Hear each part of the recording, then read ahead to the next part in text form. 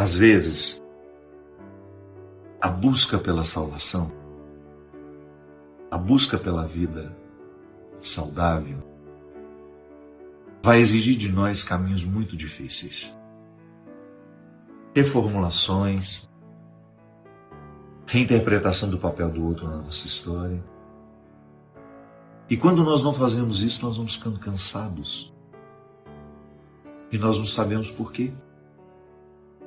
Quantas vezes você identificou isso? Não conseguia identificar o que doía, mas você sabia que doía e muito. E que aquela dor estava provocando em você uma inimizade interior, que não é com o outro. Não, você estava se sentindo seu inimigo. Você estava se sentindo como que criando com você mesmo uma péssima relação.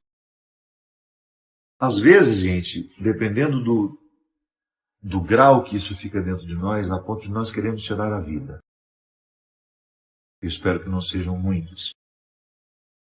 Em algum momento da sua vida você já pensou em desistir? Você pensou que a morte seria a melhor solução? Eu já. Por que a gente pensa isso? Porque nós esgotamos as nossas reservas.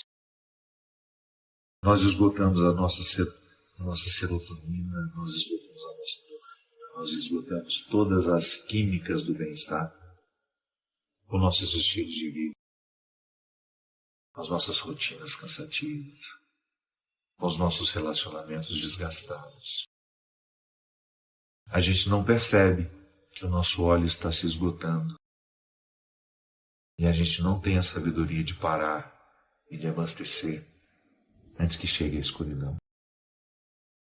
Pode ser que eu esteja falando com você que está neste momento esgotada, como eu tantas vezes estive. Quantas vezes eu fiquei esgotado emocionalmente? E eu precisava reconhecer que o que estava acontecendo comigo era um fruto natural provocado por escolhas infelizes. Não espere que escolhas infelizes lhe façam ficar feliz.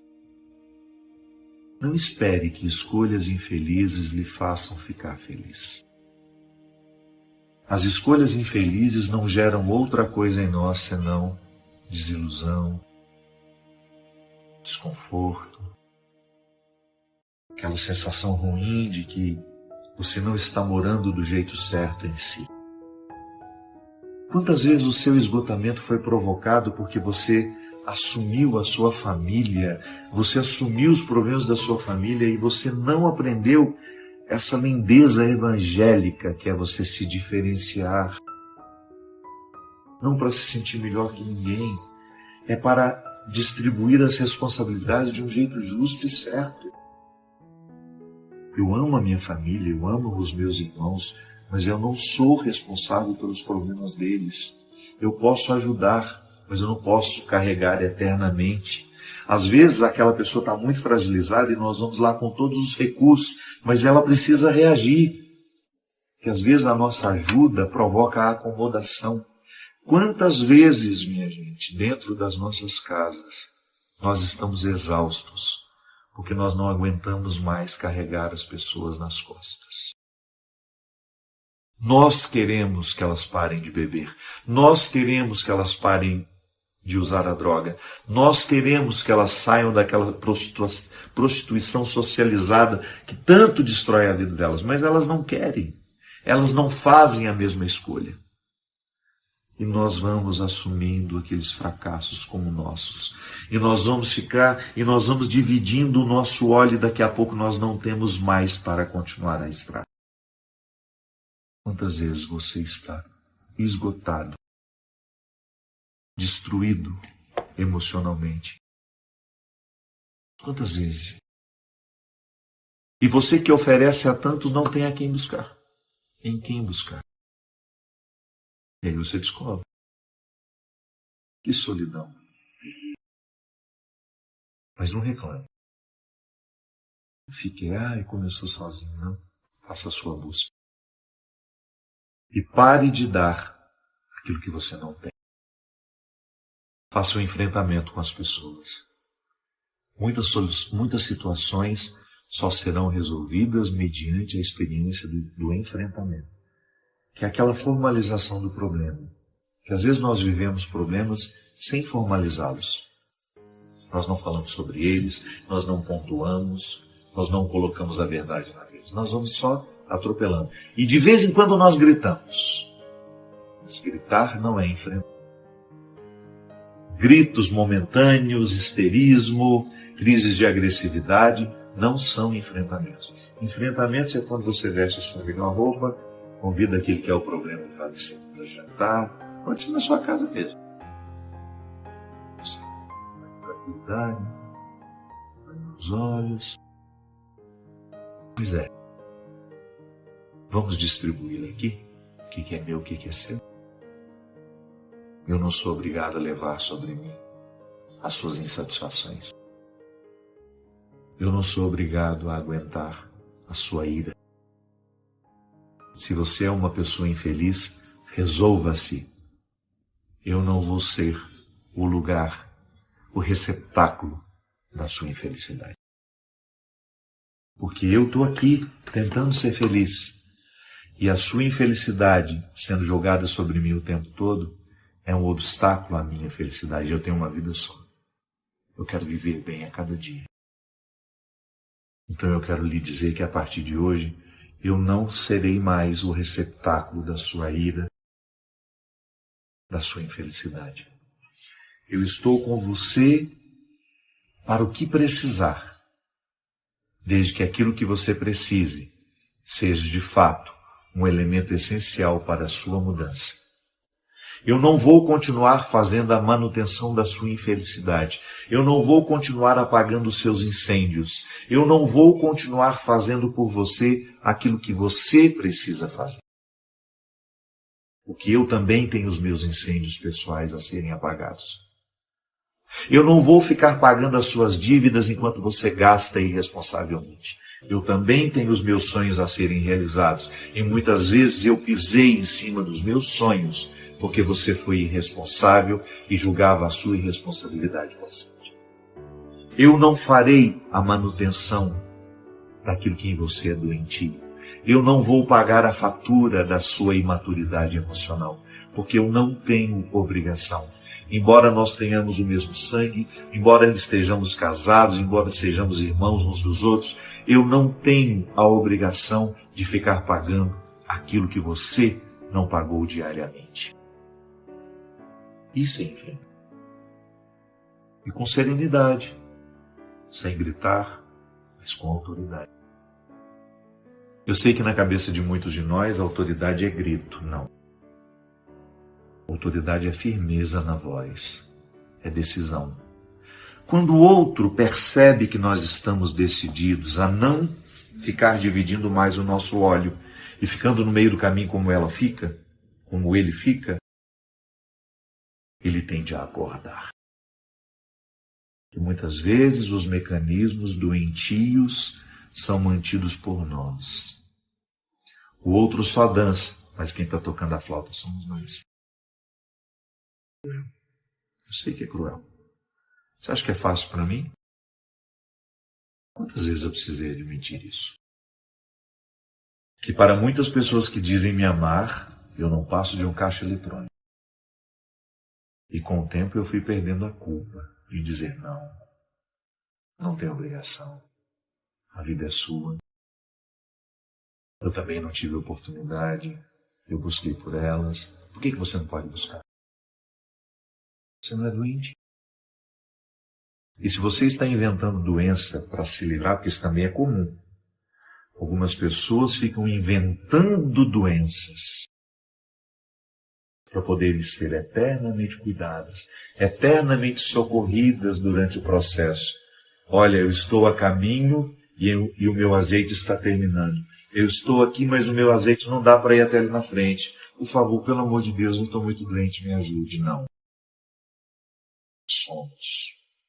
Não devemos, em hipótese alguma, fazer a manutenção da preguiça alheia. Não podemos, em hipótese alguma, assumir esse papel desconfortável de ficar pagando a fatura da imaturidade dos que não querem crescer. Tem o mesmo sangue que você? Tem. Mas às vezes não tem amor nenhum. Não tem vínculo. Só lhe enxergam como um lugar para a satisfação de desejos, de necessidades, de carências. Às vezes você passou a ser um objeto há muito tempo. E isso não é dignidade. Isso não é cristão. Não é o que Deus pede de nós. Definitivamente não é o que Deus pede de nós. Eu sei que às vezes nós fomos criados assim, para oferecer o que não temos. Deus não pede isso de nós. Sejamos solidários, sejamos amorosos, mas nunca percamos de vista que antes de oferecermos aos outros, nós precisamos oferecer a nós. E que não é justo, em hipótese alguma, dar o que não temos mais. Busque as suas reservas. Intensifique a sua vida espiritual para você continuar tendo a alegria de ser quem você é. E quando o outro realmente precisar da sua ajuda, você ter condições de ajudar e sem sentir que para ajudar você precisa entregar o que você tem.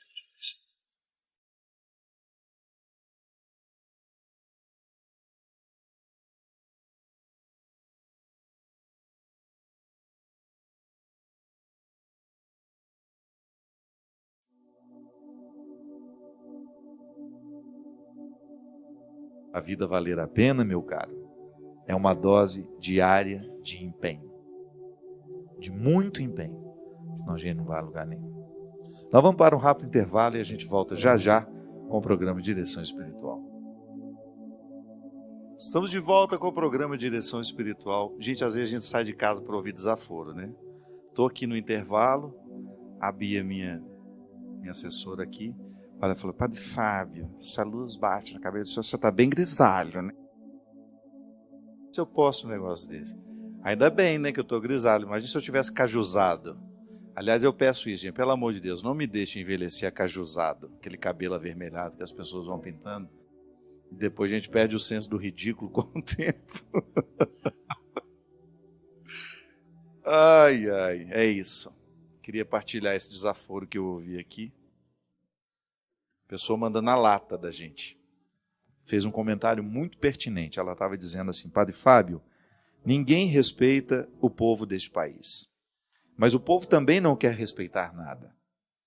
O país está tomado pelo espírito do mal. E é só com muita oração que podemos vencer isso. Temos que orar muito, muito, muito. Mas as pessoas não acreditam nisso. Me sinto sozinha. Me sinto um grão de areia tentando remover uma praia inteira de volta para o mar. É bem assim mesmo, Marisa. E junto com essa reza, nós precisamos colocar o esforço pela cidade. Quando você fala que nós precisamos quebrar as cadeias do mal, precisamos mesmo. Eu fico horrorizado de ver como muitas vezes o mal vai minando as boas intenções. Nós precisamos ficar muito atentos, porque o benefício que essa Operação Lava Jato pode trazer ao país, em vir à tona, né, tudo o que estava errado. Eu conheço pessoas de bem que estavam de alguma forma muito próximas do mal que era feito, em anos e anos de uma administração em que os nossos governantes aliciavam os que lhes prestavam serviço, e uma relação odiosa que durou anos e anos e anos e que finalmente veio à tona. É a oportunidade que a gente tem de começar as empresas trabalharem dentro de padrões honestos, licitações que sejam honestas, dentro de uma lisura ética, moral. É a oportunidade que nós temos de ver os corruptos irem para a cadeia. Aliás, enquanto estavam indo somente os empreiteiros, eu fiquei desconfiado da operação. Eu quero ver na hora que os políticos, aqueles que de alguma forma criaram todo o contexto da corrupção. Porque é assim. Gente, o que nós estamos vendo, o estado do Rio de Janeiro quebrado, é assustador. É assustador o caos social que hoje o estado do Rio de Janeiro vive. E a gente sabe por quê. A corrupção foi tão profunda. Os nossos alibabás, né? Porque eles foram com tanta sede ao pote que eles perderam o referencial. Eles roubaram tanto que se eles vivessem 1 milhão de anos, eles não teriam tempo para gastar o dinheiro que roubaram. E agora a saúde pública está lá. O caos, os funcionários públicos sem receber. A nossa polícia tão mal remunerada. Em alguns estados é uma vergonha o que ganha um policial. E os professores, pior ainda. Essa gente que teria fomentar a transformação. Gente, o desrespeito pelos nossos professores neste país é uma coisa que me envergonha. Você vai para o interior do Nordeste, onde aquelas cidades pequenas, de uma pobreza extrema, os professores mal remunerados. É triste você ver onde a transformação pode acontecer sendo tratada com tanto descaso. As oligarquias políticas, esses nomes famosos que nós... As manutenções de poderes que nunca terminam. É o pai que passa para o filho, é o filho que passa para o filho, do filho que vai... Aquela família que manda naquele estado, que manda naquele... E nós, muitas vezes, sem ter condições de fazer a mudança, porque nós também estamos colaborando em pequenas medidas com atitudes corruptas, com situações que também depõem contra aquilo que nós esperamos do país. Então é isso mesmo, Marisa. Nós também estamos muito assustados e precisamos cavar para que, pelo menos nós cristãos, pelo menos nós que estamos à frente de tantas lideranças também, nós possamos fazer a diferença. Nós que acreditamos em Deus, que nós tenhamos a sensibilidade de provocar as mudanças que o mundo precisa. Pegar a pessoa que tinha me pedido um aconselhamento. Ela tem 18 anos, mora em São Paulo, e ultimamente ela está muito desanimada. Ela está dizendo que parece que nada dá certo para ela. E há 8 meses ela está com um problema de saúde, já emagreceu 9 quilos. Nenhum médico conseguiu acertar no tratamento dela. E o diálogo com o pai está cada vez mais difícil. Eles trabalham juntos e por mais que ela se esforce, o pai sempre faz nada direito. Em casa também não é fácil a convivência, pois aos finais de semana o pai bebe e só serve para ofendê-la. Padre, eu estou tão desanimado e sem esperanças. Participo das missas, me confessei recentemente, comungo, mas não me sinto completa, me sinto vazia. Minha filha, as nossas relações familiares, se elas não são passadas a limpo, nós vamos perdendo a oportunidade de melhorá-las. Eu sempre digo que toda vez que eu tenho uma dificuldade com o pai, com a mãe, com o irmão, eu preciso oficializar a dificuldade que está acontecendo. Sabe, a melhor forma que tem é a gente sentar e criar um encontro em que a gente tenha condições de dizer. E às vezes nós não formalizamos a nossa insatisfação. Sabe, isso que você está dizendo para mim, você tem que dizer ao seu pai, de maneira caridosa, do jeito certo, formalizando: meu pai, a maneira como o senhor está me tratando, a maneira como nós estamos nos relacionando, não me faz bem. Às vezes nós dizemos ao outro o que é certo da forma errada. Tá? Até hoje disse isso no meu Twitter. Muitas vezes nós não temos a sabedoria de encontrar o melhor formato de dizer aquilo que nós precisamos dizer. Mas aqui um pouquinho antes, né, eu falava de como muitas vezes nós nos sentimos mal dentro de um contexto familiar em que os outros olham para você somente a partir das necessidades que eles têm, se a gente não formaliza isso, o outro vai continuar nos tratando assim a vida inteira.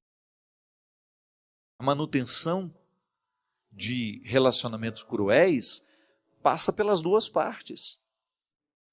Quantas vezes um pai não resolve o conflito com o filho, ou vice-versa, ou o conflito com outro irmão, é porque a gente nunca teve coragem de dizer.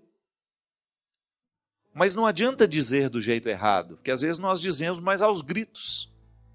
Estou saindo de casa e começo a gritar e estou de saco cheio, estou entornando, né? De tão cheio que eu estou daquela situação. E aí o outro não vai prestar atenção no que nós estamos dizendo.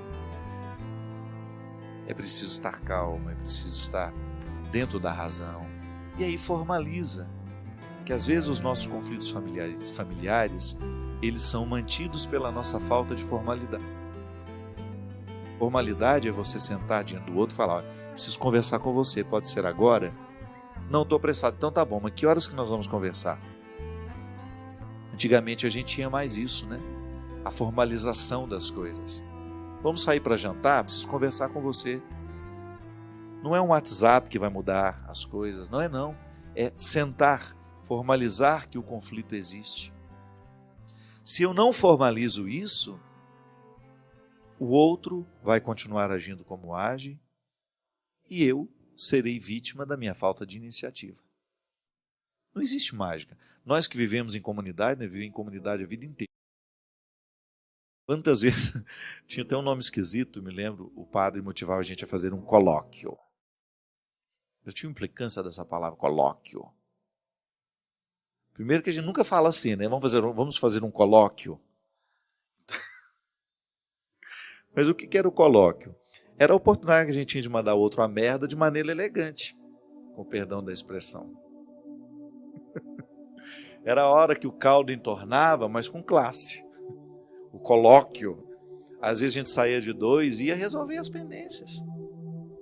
Rinegrinho foi a época dos colóquios, porque a gente não tinha nada para fazer, tinha que estudar o dia inteiro. Então você tem muitos conflitos quando você está com a cabeça mais desocupada. Ninguém saía de casa para estudar, para trabalhar, era tudo dentro de casa. Uma turma de 50 pessoas, claro que tinha dificuldades. Então o padre nos ensinou a dinâmica do colóquio. Era você sair 2 a 2, sobretudo quando você tinha uma dificuldade com ele, e formalizava. Olha, eu não suporto você. E o outro escutava com educação. Por que você não me suporta? Porque você é insuportável. Aí, no final de tudo, a gente já estava encontrando caminhos, porque a gente não podia se matar. Dentro do seminário, a regra era, para nós, e isso era muito bom, que nós deveríamos viver como irmãos. E o padre era muito sábio em dizer, você não precisa ser amigo de todo mundo, mas você precisa ser irmão de todo mundo. É diferente. Você não precisa ter intimidade com todos e nem facilidade com todos, porque nós não somos iguais. Seria uma hipocrisia dizer que nós vamos nos amar todos da mesma forma. Não é não. Quando você reúne um grupo, naturalmente ali você cria as afinidades. As afinidades vão surgir naturalmente. Eu posso me dar melhor com o Cristian, posso me dar um pouco com mais dificuldade com o irmão dele e posso não suportar o primo dele. Agora, à medida em que eu identifico que eu tenho dificuldade com aquele, eu preciso pelo menos encontrar um meio termo para que a nossa fraternidade não seja fragilizada. Essa é uma regra do reino de Deus. Eu não preciso ter convivência. Eu não preciso ser íntimo de todo mundo. E, aliás, o outro deveria até perceber, né? Quando você não abre muita guarda, é porque você não está querendo ser íntimo. Para de forçar a barra. Não tem que forçar a barra da intimidade. A intimidade a gente oferece a quem a gente sente à vontade. E não é obrigado a ser íntimo dos outros. Você não é obrigado a ser íntimo de todos. Você tem o direito, sim, de manter a sua guarda. Igual Santa Teresa dizia, né? Baixar a porta do castelo para quem você quer que entre e subir à porta do castelo para quem você tem respeito, mas não quer que participe.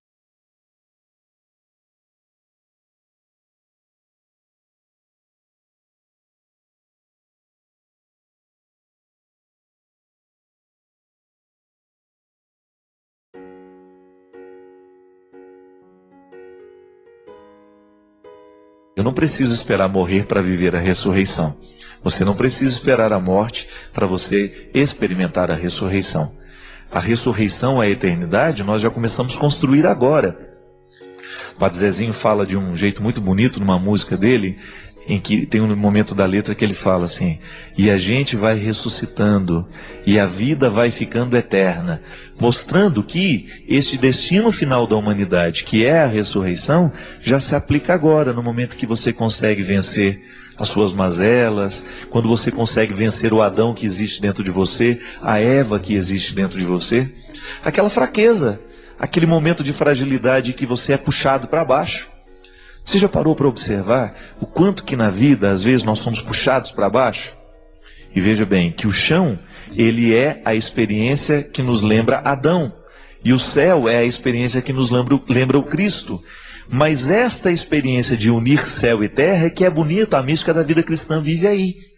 Eu estou no chão, isso é, eu sou Adão, eu sou barro, o significado de Adão é este, né? Aquele que vem do barro, aquele que está no barro. Mas eu também sou o Cristo. Eu sou convidado a viver a dinâmica da superação, daquilo que é Adão em mim, mas daquilo que é Cristo também em mim. Pelo mistério da encarnação, eu sou convidado pelo batismo. E às vezes na vida nós somos puxados para baixo. Às vezes um telefonema que você recebe, uma palavra que você escuta, um desaforo que você recebe, uma coisa ruim que acontece na sua vida, um dissabor, uma traição, uma infidelidade. E pode observar que tudo isso que nos puxa para baixo é fruto do nosso pecado. Toda vez que nós agimos movidos pelo nosso pecado, nós machucamos alguém ou somos machucados. É impressionante o quanto que o pecado tem o poder de nos machucar e de nos puxar para baixo. Então veja bem, é a força de Adão dominando o que a gente é. Agora, quando a gente cuida, por exemplo, eu vou fazer um esforço para não dizer o que machuca o outro. Eu vou tomar cuidado com as minhas palavras. Eu vou tomar cuidado com aquilo que eu falo, às vezes, no momento da minha raiva. Eu sou muito assim, gente. Às vezes eu fico irritado com as coisas e eu falo o que eu não quero. Eu magoo as pessoas que eu amo. Mas no ímpeto de querer resolver as coisas. Veja bem, eu estou sendo domado por Adão.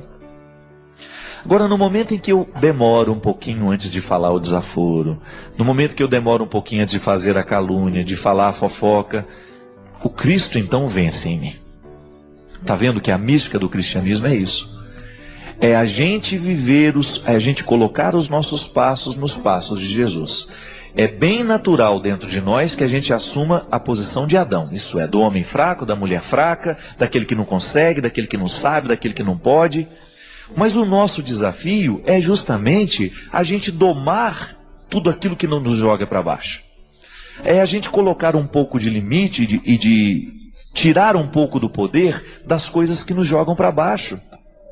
Daquilo que nos joga no chão, daquilo que nos decepciona, daquilo que nos amargura, daquilo que nos deixa amargos. E quando a gente vive a dinâmica do ressuscitado, a gente começa a sentir que isso vai ficando mais leve dentro de nós.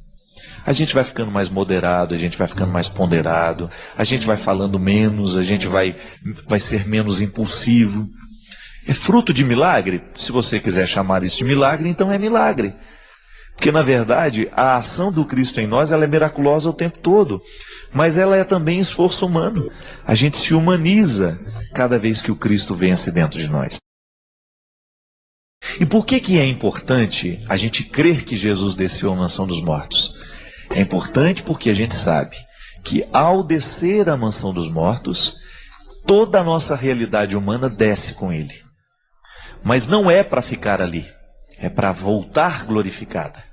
Então, aquilo que é meu, que me machuca, que me humilha, aquilo que me expõe frágil, eu deixo ser mergulhado no mistério do Cristo para que Ele me devolva aquilo, redimir. A palavra é essa, é redimir. E é tão bonito a gente pensar, minha gente, que o tempo todo nós passamos pela experiência de mergulhar as nossas misérias na mansão dos mortos. Não é uma teoria. Nós também precisamos mergulhar na mansão dos mortos, isso é, a gente precisa fazer morrer aquilo que é o nosso defeito, aquilo que é a nossa fragilidade, que às vezes nos envergonha tanto. A fragilidade não tem como fazer mergulhar e tirar. Eu estou falando dos desdobramentos dela. Nós quebramos fácil. Mas não é pecado ser de cristal. É até uma virtude. Uma peça de cristal ela é preciosa, mas você vai cuidar para que ela não quebre com facilidade. Então não se trata de rejeitar a fragilidade que está em mim, que está em você. Se trata apenas de cuidar bem dela. Cuidar da fragilidade que se tem é um jeito que tem de se humanizar, de trazer a vida do Cristo para nós, de vencer a perspectiva de Adão e de nós entrarmos na dinâmica do Cristo. Teilhard de Chardin chamava isso de maneira muito bonita de cristificação do universo, quando cada criatura descobre que ela é o Cristo, pelo mistério da encarnação. Eu sou o Cristo, tu és o Cristo, ele é o Cristo, nós somos o Cristo. Você já imaginou que beleza?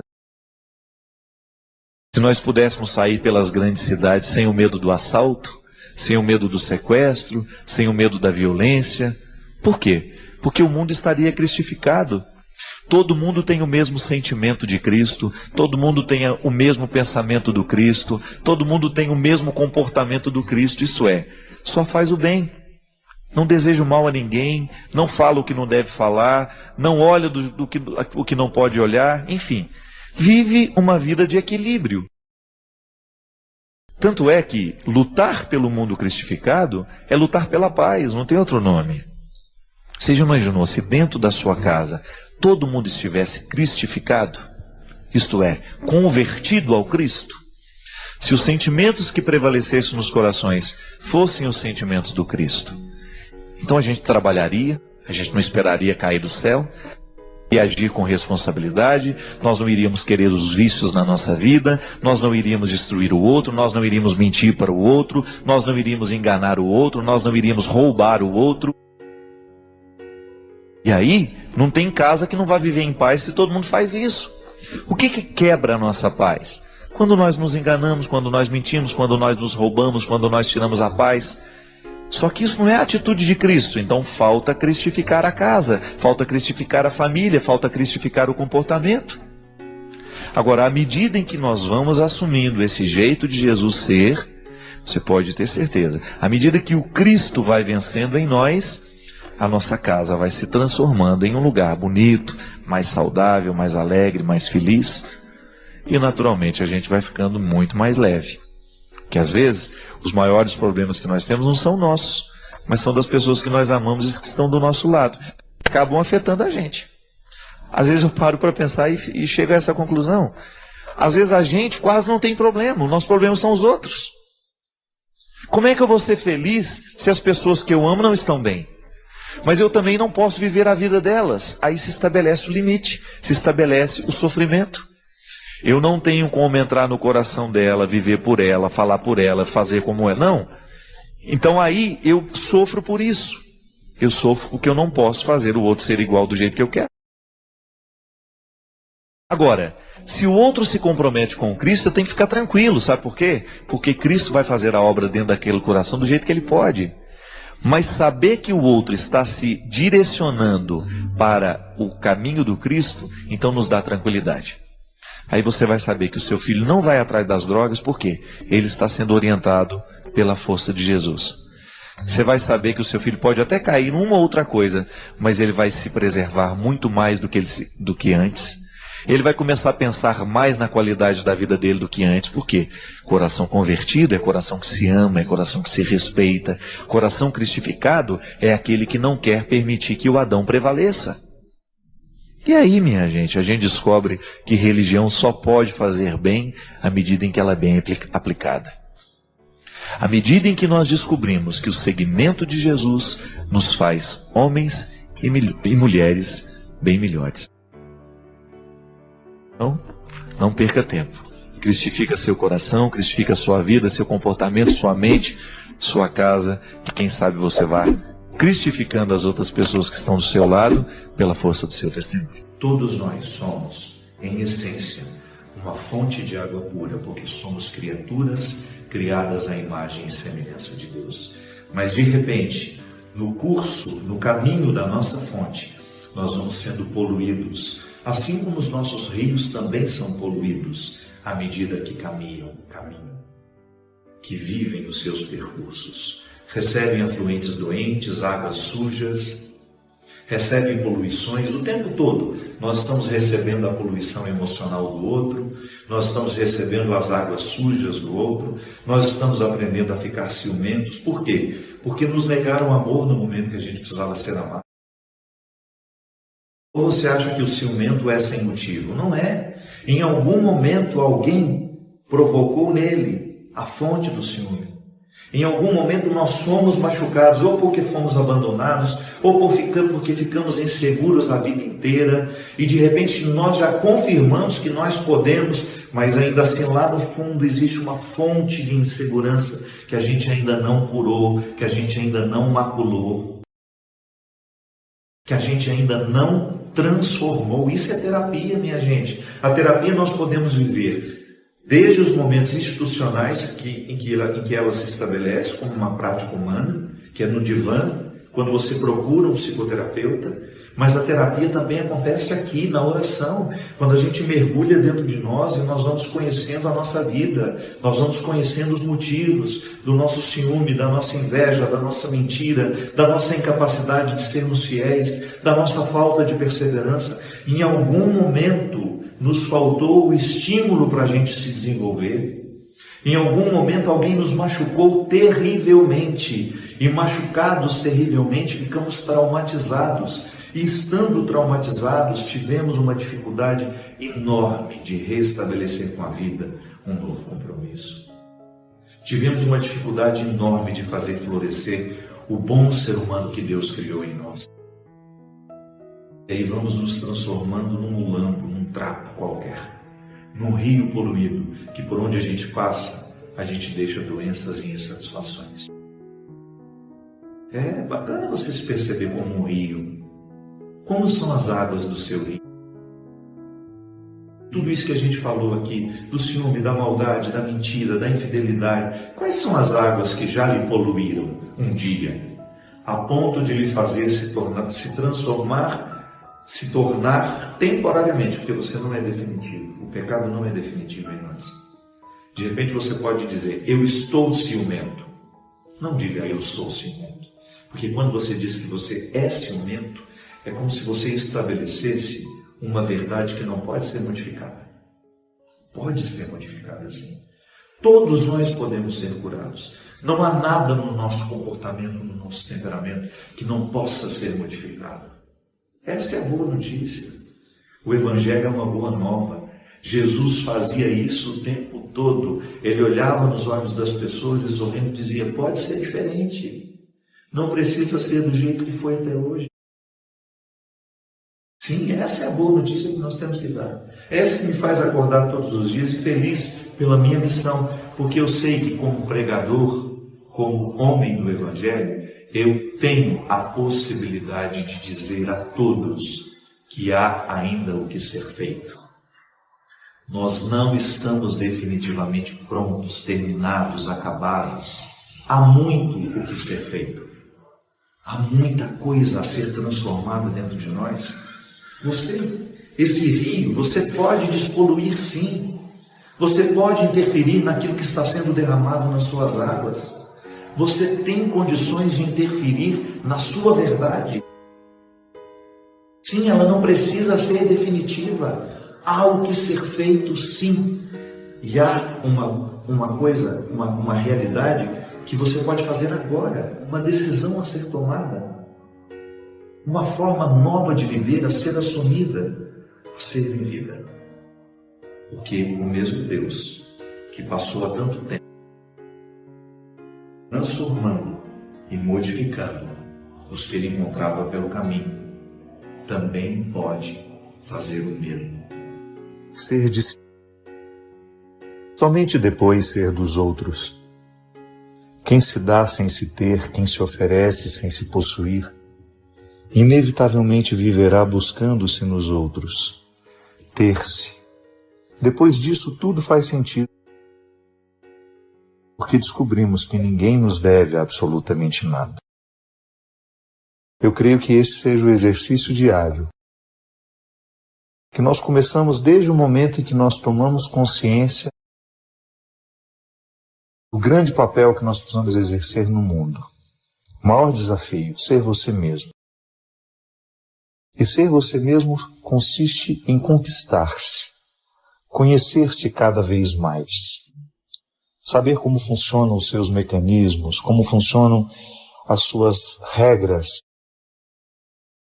conhecer bem o seu estatuto, ser seu, tomar posse de tudo aquilo que lhe pertence, suas qualidades, seus defeitos, suas possibilidades, seus limites.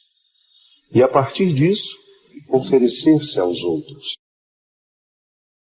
Mas só pode se oferecer aquele que antes. Esse é o dever de casa de todo dia, ter-se. Ser cada vez mais proprietário de si mesmo. Não permitir que os outros venham manipular, modificar a sua pertença. Que a sua busca seja diária para ser de si mesmo. Para que aquilo que você oferece aos outros tenha qualidade. É tão interessante você ver uma pessoa na posse de suas possibilidades, de seus limites, de toda a grandeza que consiste o ser humano. É tão bonito você ver uma pessoa inteira. Ela se oferece e ela nem se preocupa se vai receber alguma coisa em troca, porque ela conhece o valor que existe em oferecer. Ela é dona de si. Ela sabe o que quer. Ela não vai ficar presa em picuinhas, em ofensas. Ela não vai ficar perdendo tempo com aquilo que não a edifica, porque ela é dona de si. Ela sabe o que quer. Ela sabe para onde vai. E ela pode dar muita contribuição ao mundo. Porque quem se tem, quem se possui, certamente se oferece com muito mais qualidade àqueles que dela precisam. Ser de si. Somente depois ser dos outros. Quem se dá sem se ter, quem se oferece sem se possuir,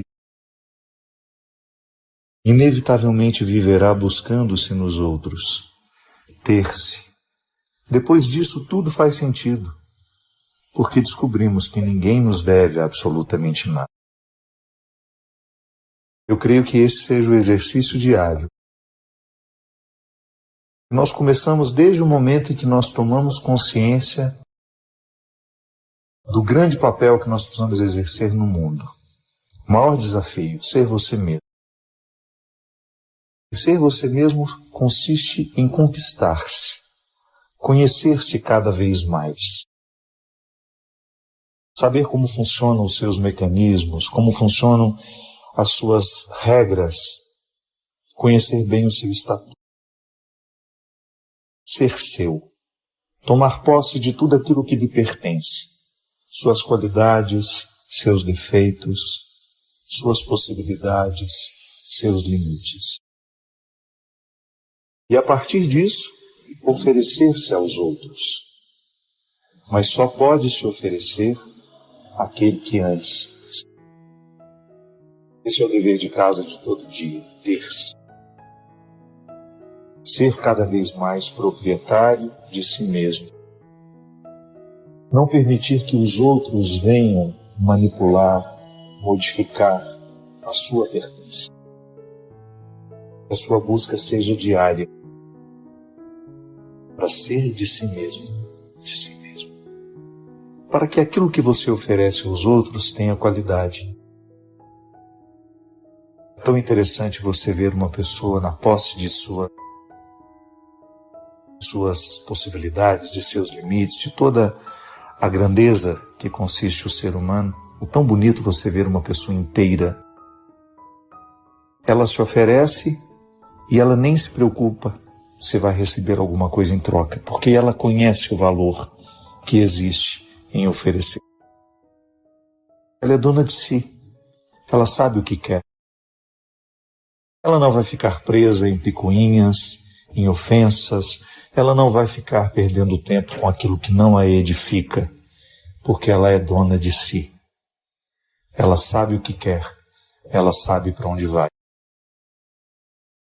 E ela pode dar muita contribuição ao mundo, porque quem se tem, quem se possui, certamente se oferece com muito mais qualidade àqueles que dela precisam.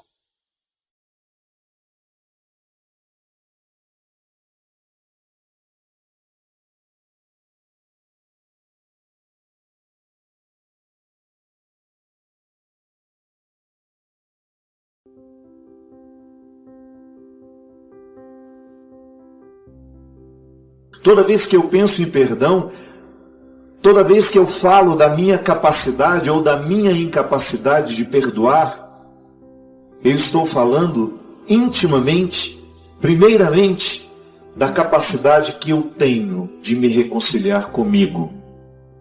Porque se eu não me reconcilio comigo, se você não se reconcilia com você, dificilmente a gente será capaz de se reconciliar com os outros. Perdoar é reconciliar-se.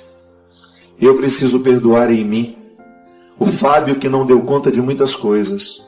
Você precisa perdoar em você a mulher, o homem, que tantas vezes não foi capaz de cumprir com aquilo que lhe foi pedido. Perdoar é você viver reconciliado consigo. É a primeira instância de todo perdão. Aliás, a instância de toda a realidade humana tem origem em cada um de nós.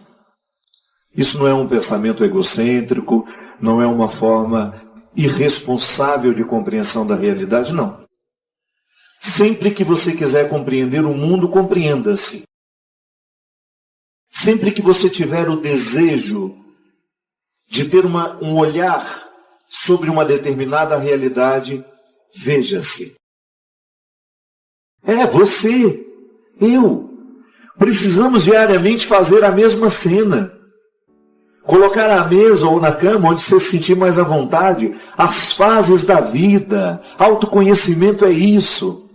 É você ter a oportunidade de saber quem foi você quando criança. Quais eram os seus medos?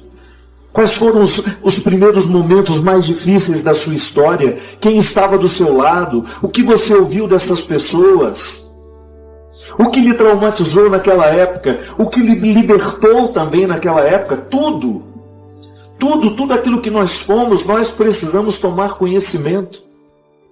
Porque às vezes nós queremos perdoar hoje, mas nós não temos a autoridade para perdoar. E você vai entender isso. A autoridade só nos chega através do conhecimento. Eu só posso perdoar algumas fases dentro de mim e me livrar dos pesos que elas me impõem nos dias de hoje, se eu tiver condições de conhecer isso. A psicologia nos ensina isso. O que é o trauma? É uma realidade que não cabe dentro da gente. O trauma é todo e qualquer acontecimento que a nossa emoção ou a nossa capacidade emocional não é capaz de resolver naquele momento. Claro que na infância, volto a dizer, por não termos os filtros da maturidade, os filtros da inteligência, do discernimento, do bom senso, nós somos muito mais facilmente traumatizados do que na vida adulta. Hoje, quando você sofre uma perda, quando você sofre uma ofensa, uma traição, você tem recursos emocionais que lhe ajudam a sair disso. Você tem amigos que vêm, lhe falam, lhe convidam a sair. Você tem os recursos da sua profissão. Você pega alguma coisa para fazer, vai ocupar a sua mente, vai tentar reconstruir o fato dentro de você e você segue. Eu sei que a fórmula não é mágica e se fosse nós não acreditaríamos nela. Eu nunca acreditei nas fórmulas mágicas. Mas essa fórmula é eficaz.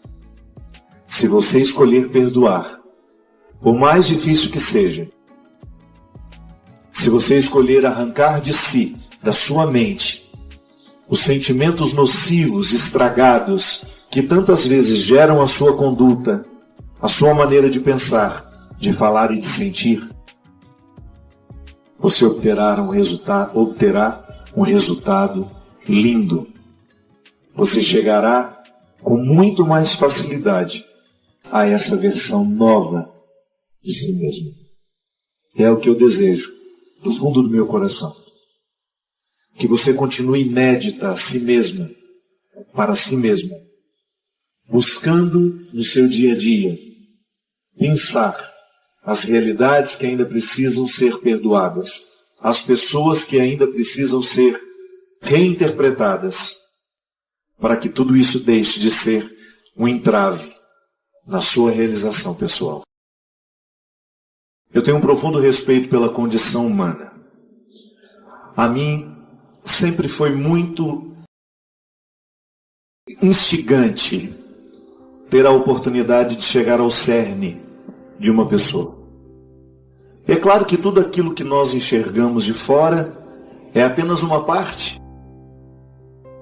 É apenas um detalhe do todo que aquela pessoa é.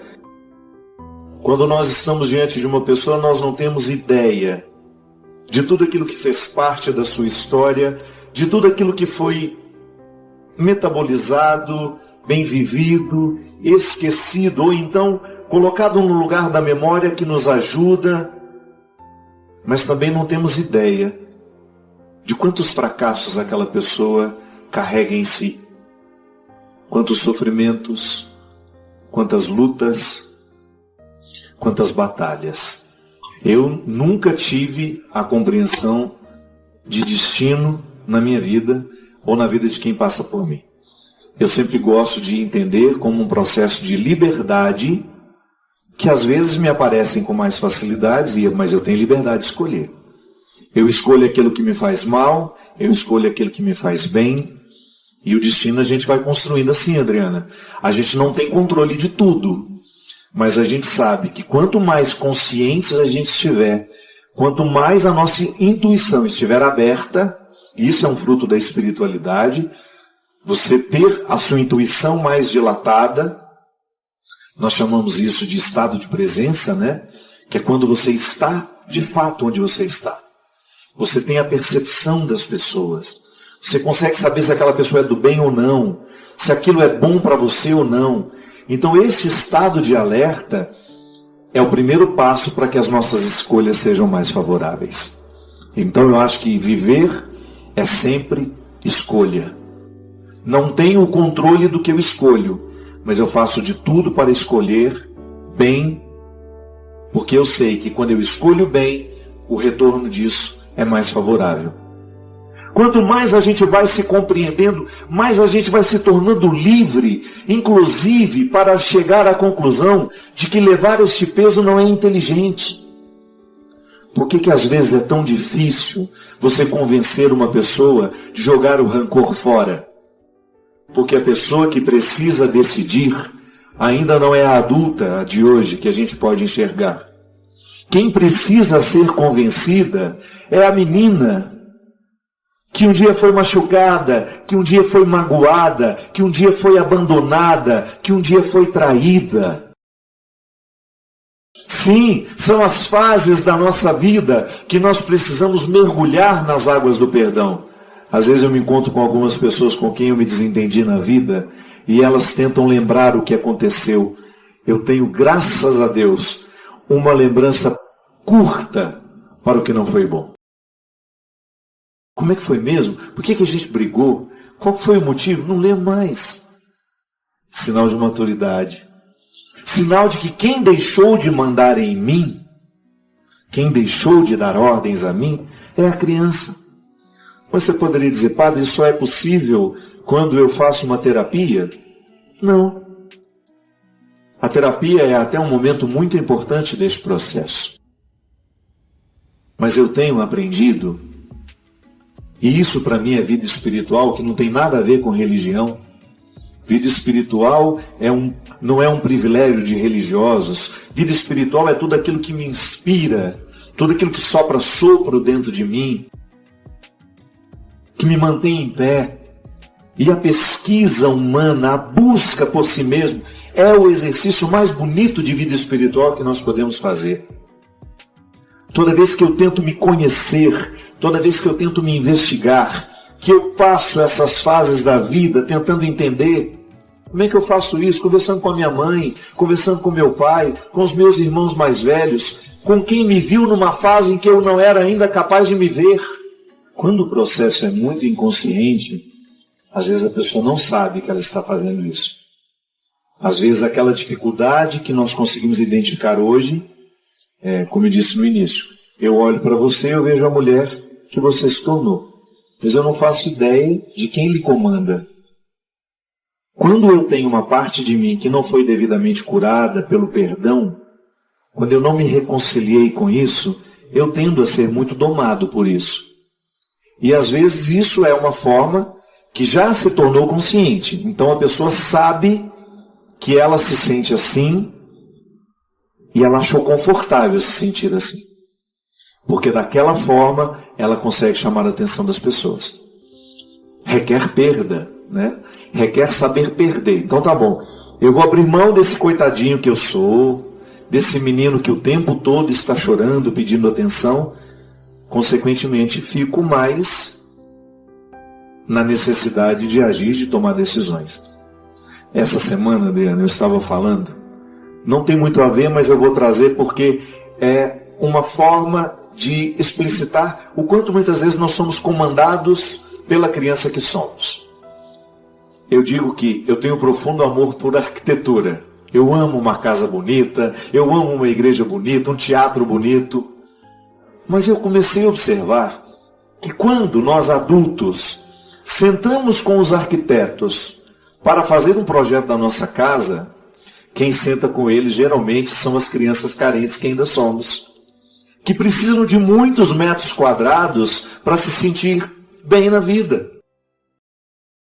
E eles nadam de braçada, porque aí constroem casas enormes que vão nos dar uma manutenção terrível e a gente vai usar alguns poucos metros quadrados daquele ambiente.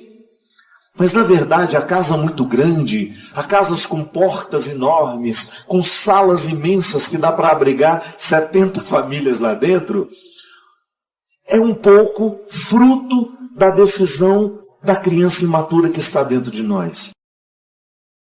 Porque se eu estivesse, claro, eu posso muito bem ser livre e querer uma casa grande. Mas aí é o adulto que está decidindo.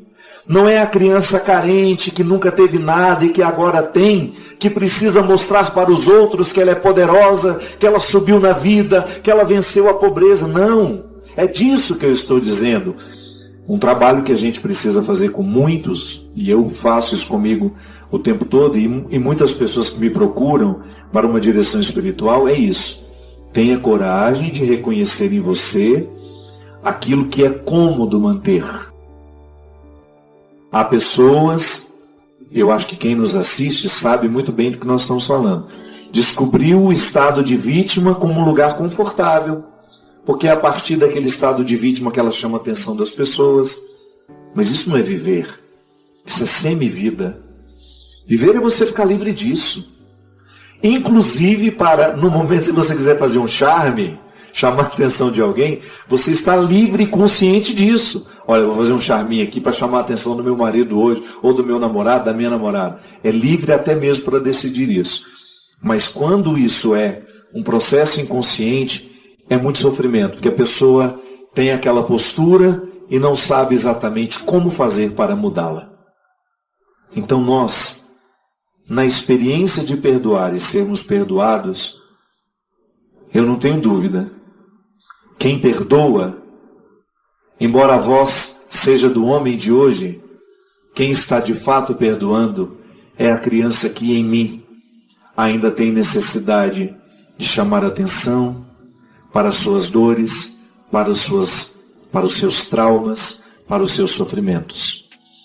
Quando eu consigo, por meio da reflexão, do entendimento, entrar em acordo com essas fases e dizer, está tudo certo, a vida não me deve nada, está tudo certo, eu preciso perdoar para seguir.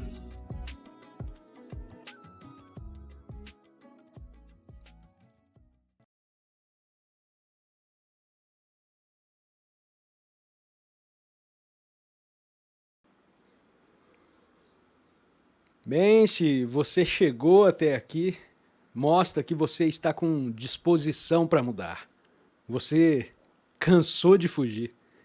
Esse tipo de atenção é raro, é algo precioso. Deixa nos comentários a sua cidade e, se quiser, compartilhe esse vídeo com alguém que também tem sede por clareza. Valeu, um grande abraço e até mais. Tchau, tchau.